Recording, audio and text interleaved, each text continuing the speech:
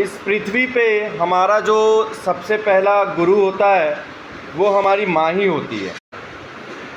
हमेशा एक support pillar आपके पास जो होता है, अगर आज मैं कह सकता हूँ कि मेरे पास कोई है और मैं बहुत ही इस चीज़ के लिए अपने आप को भाग्यशाली समझता हूँ कि मेरे पास मेरी माँ अभी हैं।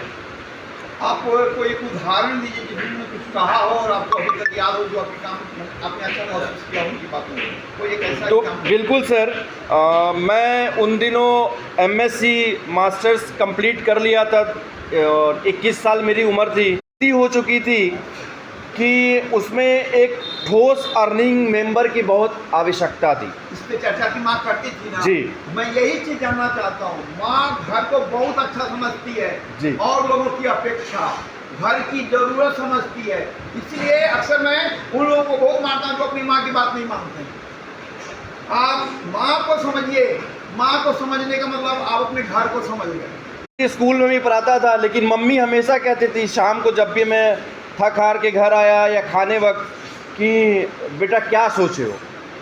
2011 में 20-25 हज़ार कमा ही लेता था दरभंगा जैसे छोटे शहर से। शादी के बाद जो मेरी जो पहुंच थी, मैं पैसे कमा रहा था, अंदर अच्छा पैसा हो गया था, बहुत अच्छी जॉब है, बहुत सब कुछ है, लेकिन फिर मम्मी ने टोकना शुरू किया था मुझे। तो शायद उस समय मेरे पास कहते हैं ना, अपने आप को कम परिपक्व समझो तो तुम ज़्यादा समझदार बनोगे। शुरू किया था, मैं बिल्कुल इस बात को एक्सेप्ट करूँगा या ये नहीं कहूँगा या मेरे परिवार में किसी ने मुझे टोका नहीं, रोका नहीं।